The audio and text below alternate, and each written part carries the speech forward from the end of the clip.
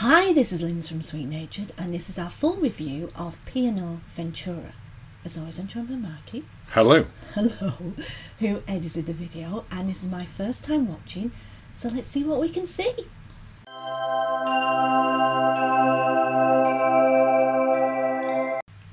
As you said, Linz, this is our full review of P&O Ventura, and we're starting off with Embarkation. What did you think? Well, embarkations are a bit more lengthy at the moment due to the world, so it was quite smooth actually. It was quite smooth. They did the testing at the port. Yeah. Literally just round the corner from where we were stood Then there. you got a fancy band, didn't you? I say fancy, it was a little paper band to say that you'd been tested. Which you just showed on screen there. Mm-hmm.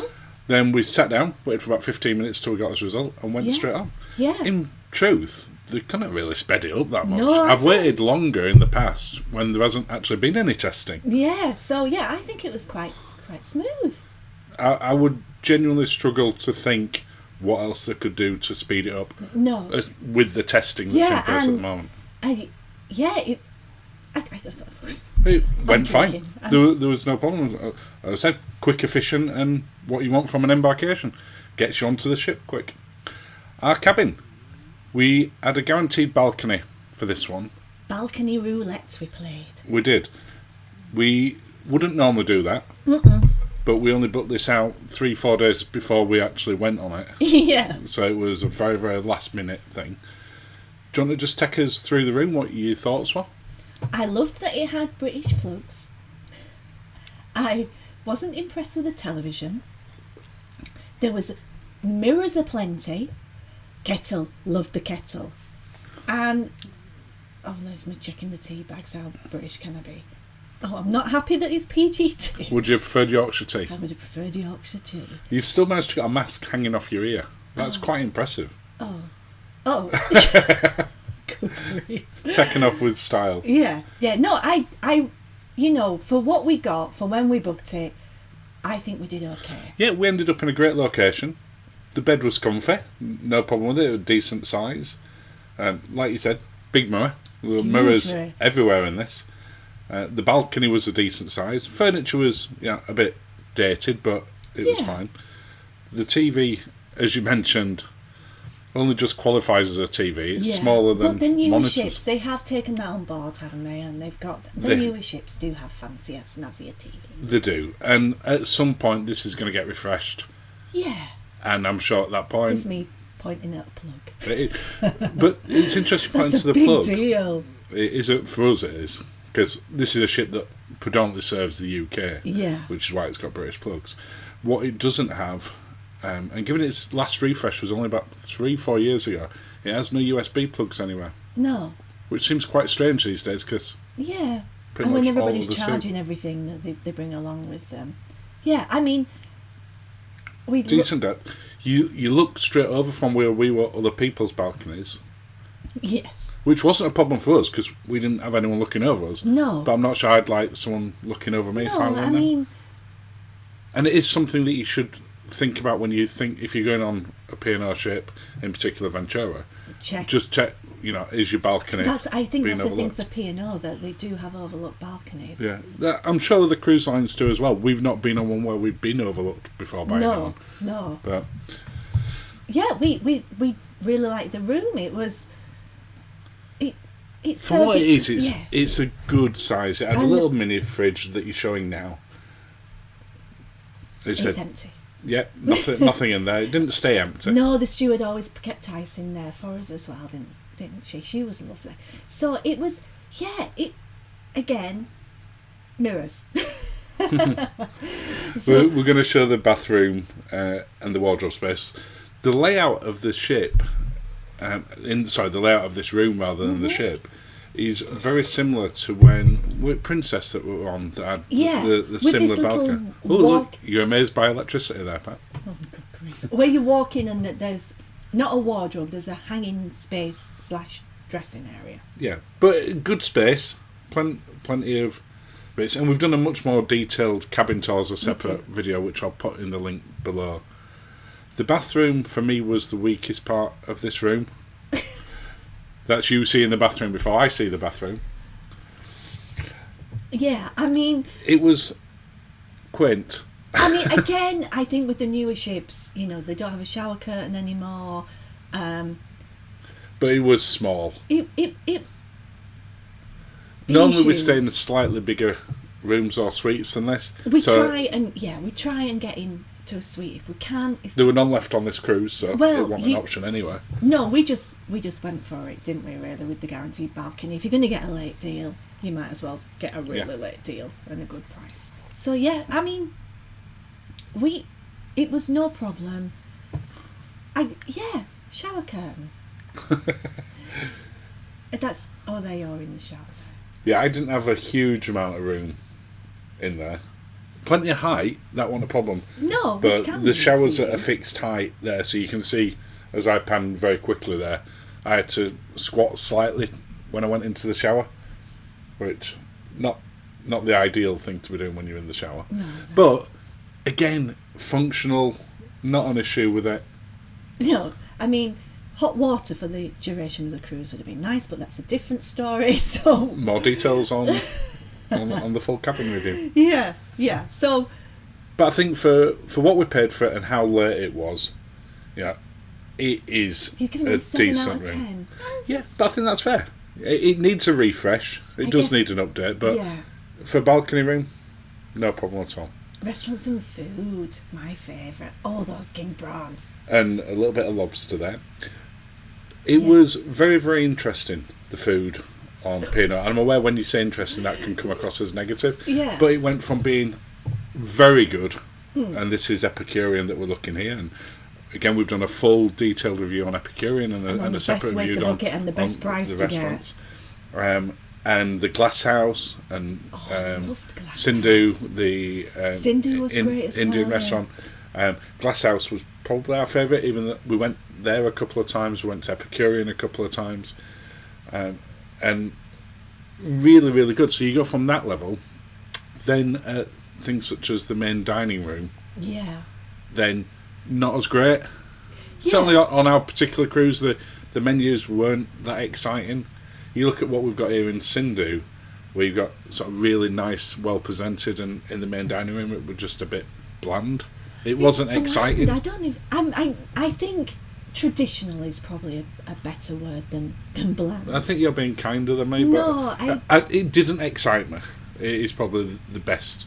Yeah, best we out. can be quite foodie, and we can. And they played it safe in the main dining room. They did. It was very, very safe food. They played it which safe. I'm sure for a lot of people that's absolutely fine. Yeah. We probably didn't help it, the fact that we went into Epicurean before and Sindhu before and Glass House before and then we went into main dining room towards the end of the restaurant, end of the cruise, so but then it wasn't for anything super fancy. I think it was lunch, it wasn't dinner or anything. It wasn't anything super fancy. It wasn't. But you went from sort of that extreme. As I said, we're still showing, I think, Epicurean here. And it is Epicurean, yes. All the food was really well presented, really tasty. Look how sad I look in the main dining room. That's all you need to know. That's all you need to know. Well, this is at breakfast one day. You didn't work the breakfast, though, did you? No, we didn't. And the toast was cold that particular day. And, eggs Benedict is a staple on most cruises. It's a way that a lot of people test how good is the food. Can they poach an egg? You went to town with the pepper grinder. But it's good. And then then you go to the opposite extreme, and this is the beach house, which isn't complimentary.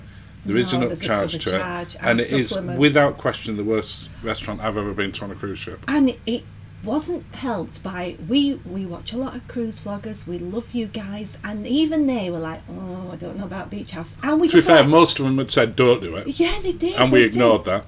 No, but sometimes you just have to try it for yourself.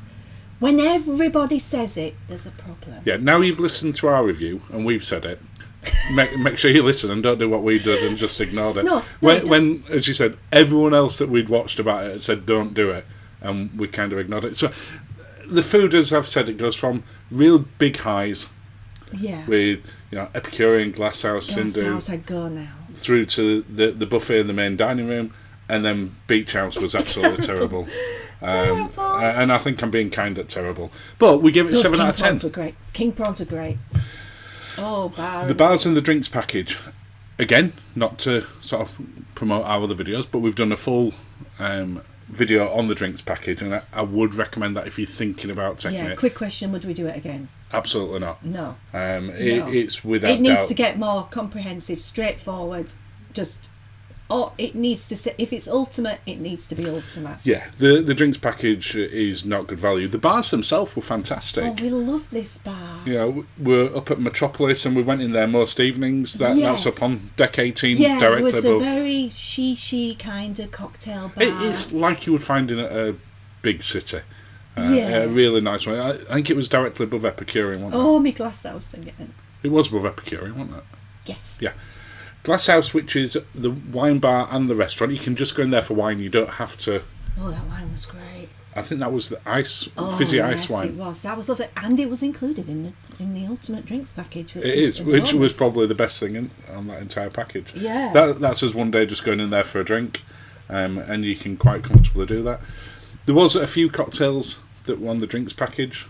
Nothing sort of overly exciting, but tasty enough.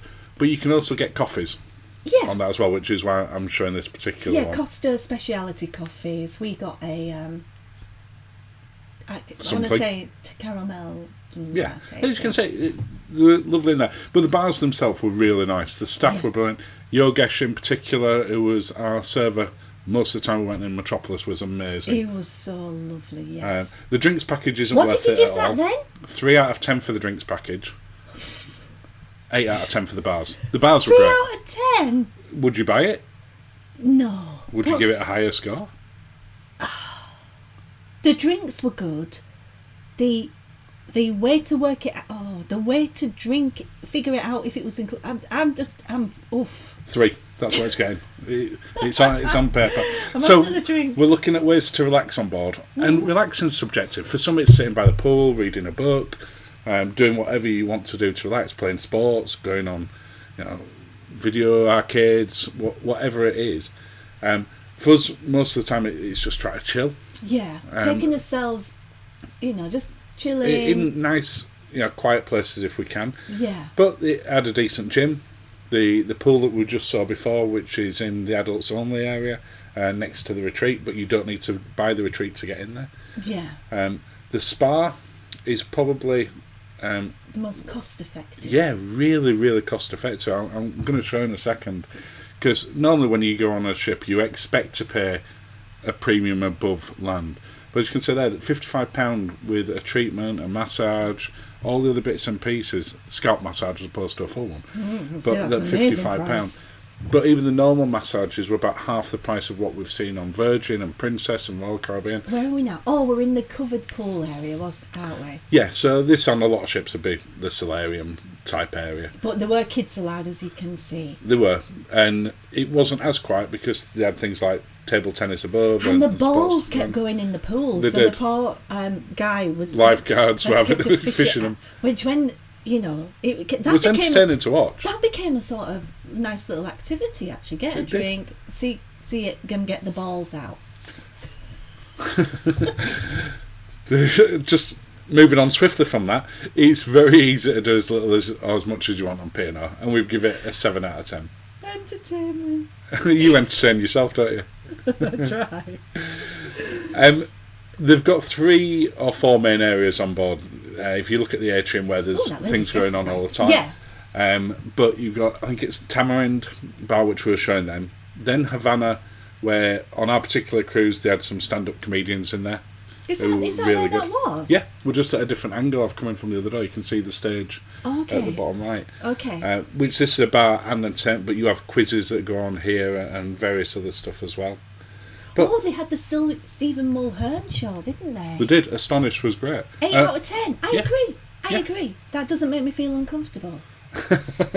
Value for money and our thoughts overall and our score for P&O. From a value for money point of view, my expectation was that this would represent better value for money than the 2 previous cruises that we did, which were Princess and Virgin. Yeah. On a pro rata basis, because this was longer than them, this was the most expensive cruise by a mile. Wowzers. There are certain elements I mentioned the spa earlier, which was The great massage value. for couples massage. Yeah, really good. Drinks package was the most expensive and the least value compared to the other ones. So complicated. And some of the food restaurants were brilliant. What have you given it? 7 out of 10. Because I think parts of it lived up to its reputation for value for money. And there was a lot of people on there that just only ever did P&O. Yeah, absolutely. They loved it. And I get why. For us, we like to go on different cruise ships. Yeah, so thank you for watching. As always, have a lovely day and cheers, darling. Cheers, Linz. Ooh. See you all soon.